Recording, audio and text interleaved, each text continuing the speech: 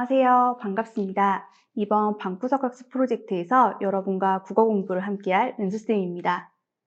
겨울방학에도 배움과 성장을 위해 이 프로젝트를 지원한 여러분을 응원합니다. 여러분이 노력하는 이 시간들이 좀 더 알차고 즐거울 수 있도록 저도 열심히 수업을 진행하도록 하겠습니다. 자, 그럼 은근히 즐거운 국어 수업 시작해 볼까요? 학습을 지원하고 학생이 성장하는 방구석 학습 프로젝트 중학교 3학년 국어 시작하겠습니다. 오늘 함께 학습할 내용을 살펴보도록 하겠습니다. 오늘의 학습 목표는 쓰기는 주제, 목적, 독자, 매체를 고려한 문제 해결 과정임을 안다입니다. 이 학습 목표에서 중요한 부분은 바로 문제 해결 과정이라는 단어인데요. 우리가 글을 쓸 때 어떠한 문제에 부딪히고 그 문제를 어떻게 해결할 수 있는지에 대해서 이번 수업을 통해서 알아보도록 하겠습니다. 제시된 사진에서 같이 글을 쓸 때 어려웠던 경험이 있었을까요? 우리는 글을 쓸 때 주로 어떤 문제에 부딪힐까요?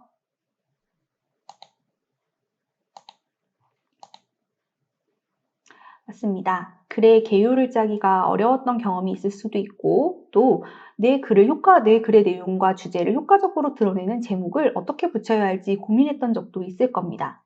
그리고 가장 힘든 건 글의 첫 부분을 어떻게 시작해야 할지 몰라 고민했던 경험일 것으로 생각됩니다. 그렇다면 이러한 문제를 해결하려면 어떻게 해야 할까요? 지금부터 함께 알아보도록 하겠습니다. 문제 해결 과정으로서의 쓰기란 쓰기가 글을 쓰면서 부딪히는 인지적인 문제를 해결하는 과정임을 의미합니다. 쓰기의 단계는 계획하기, 내용 선정하기, 내용 조직하기, 초고 쓰기, 고쳐 쓰기 정도로 나누어 볼 수 있을 텐데요. 각 단계에서 어떠한 문제에 부딪힐 수 있고 그것을 해결하기 위해서는 어떻게 해야 될지 이어서 학습해 보겠습니다. 우선 계획하기입니다. 계획하기에서는 글감의 목록을 떠올려 보고 자신의 경험, 여러 매체에서 본 내용 등을 바탕으로 하여 글의 주제를 결정해야 합니다. 주제를 바탕으로 해서 설명, 설득, 자기 표현 등 글에 쓰려는 목적을 분명히 정해야 합니다. 또 예상 독자가 누구인지를 고려하여 독자의 요구, 지식 수준, 관심에 대해서 고민해보고 그것을 고려할 수 있어야 합니다. 마지막으로 나의 글이 실릴 매체의 특성이 무엇인지도 파악해야 합니다. 다음으로 자료를 수집하고 선정하는 과정이 있는데요. 자료를 수집할 때는 인터넷, 텔레비전, 책 등 다양한 매체에서 수집할 수 있고 주제, 목적, 예상 독자, 매체의 특성 등을 고려하여 수집한 자료에서 내 글에 사용할 수 있는 적절한 자료만을 선별하여야 합니다. 단지 자료를 많이 제시한다고 해서 좋은 글이 아니라는 거 기억해 주시기 바랍니다. 세 번째로 표현하기 단계입니다. 개요에 따라 초고를 작성하는데요. 비유, 강조, 변화 표현을 쓰거나 속담, 명언 등 인상적인 표현을 활용하여 내가 말하고 싶은 바를 강조하거나 잘 드러나게 할 수 있습니다. 또 독자를 고려해서 구체적인 예나 쉬운 단어를 활용하면 좋습니다. 네 번째로 고쳐쓰기 단계인데요. 글쓰기의 전 과정에 걸쳐 이루어진다는 점을 꼭 기억하셔야 합니다. 고쳐쓰기를 글을 다 쓴 뒤에 마지막으로 하는 단계로 이해하는 친구들이 있는데 이것은 잘못되었다고 볼 수 있습니다. 글쓰기의 전 과정에 걸쳐 고쳐쓰기를 할 수 있으며 글이 계획에 맞게 쓰여졌는지 검토, 주제와 목적에 맞는지를 확인하면 됩니다. 또 독자의 요구, 지식 수준, 관심을 고려했는지를 점검하고 글이 실릴 매체의 특성에 적합한지도 확인해야 합니다. 글 전체, 문단, 문장, 단어 수준에서 이를 모두 점검할 수 있습니다. 초고 쓰기부터 해서 숫자가 조금 잘못 매겨진 것 같은데요. 총 5개의 단계로 이루어진다는 것을 기억하시면 됩니다. 계획하기, 자료 수집 및 선정하기, 조직하기, 초고 쓰기, 고쳐 쓰기 이렇게 5개의 단계로 이루어집니다.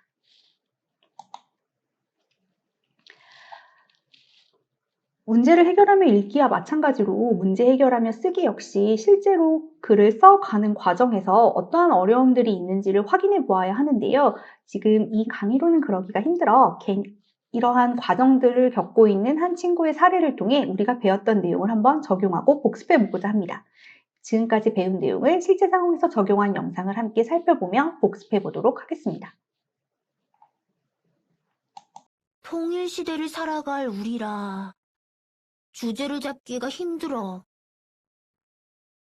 먼저 통일시대와 관련된 글감의 목록을 떠올려보고 북한 관련 프로그램과 통일 관련 기사를 찾아보았지.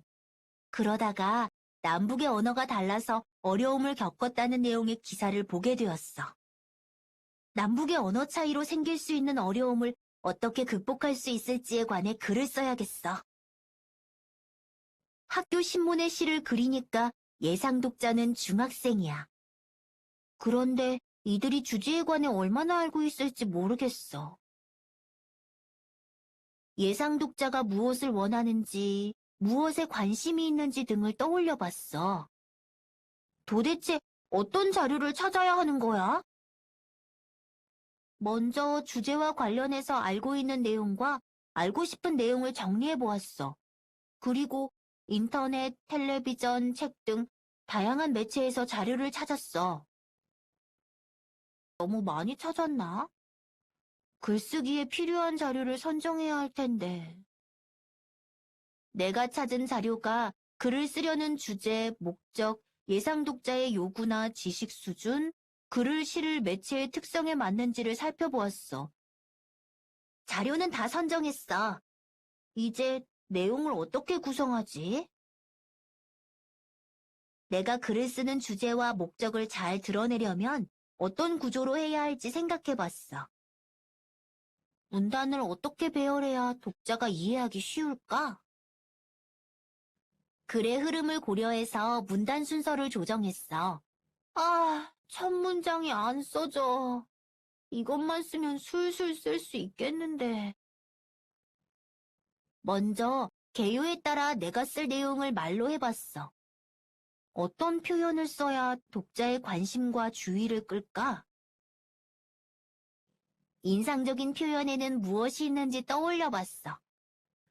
글을 함께 읽어보기는 했는데 무엇을 고려하여 글을 고쳐야 할지 모르겠어.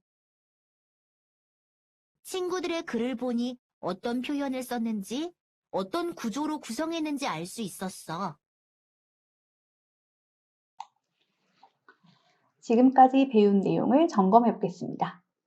첫째, 글을 쓸 때는 글의 주제, 이것, 매체 등을 고려해야 한다. 무엇일까요?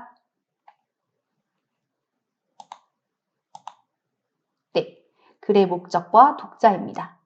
글을 계획하기 단계에서 글의 주제, 목적, 독자, 글이 실릴 매체 등을 고려해서 어떠한 글을 쓸지 정해야 한다고 이야기했었습니다. 고쳐쓰기는 글쓰기의 마지막 단계에서만 이루어진다. OX. 정답은 네, X입니다. 고쳐쓰기는 글쓰기의 마지막 단계에서만 이루어지는 것이 아니라 모든 글쓰기 과정에서 이루어질 수 있습니다. 지금까지 배운 내용을 정리해 보도록 하겠습니다. 쓰기는 쓰기 과정에서 부딪히는 여러 인지적 문제를 해결하는 과정이라는 것을 배웠습니다. 또 글쓰기의 과정에서는 글쓰기의 과정에서 부딪히는 문제를 해결하기 위해서는 글의 주제 및 목적, 예상 독자, 매체 특성을 고려하여 글쓰기 계획을 세우고 그 이후에 글쓰기 과정을 거쳐야 합니다. 글쓰기 각 과정이 순차적으로만 진행되는 것이 아님을 꼭 기억해야 합니다. 즉, 계획하기를 하고 내용 선정하기를 했다고 해서 계획하기를 다시 고칠 수 없는 것이 아니고 또 선정한 자료를 글을 쓰는 과정에서 필요하다면 추가하거나 삭제할 수 있다는 것을 알아두시면 좋을 것 같습니다.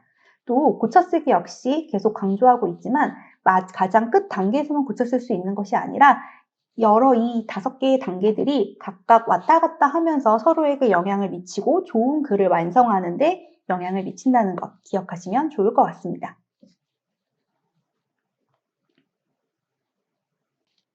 오늘도 공부하느라 고생 많았습니다. 알차게 보낸 이 시간들이 모여 여러분이 새 학기를 좀 더 수월하게 준비할 수 있게 되기를 바랍니다. 그럼 이번 수업 마치겠습니다.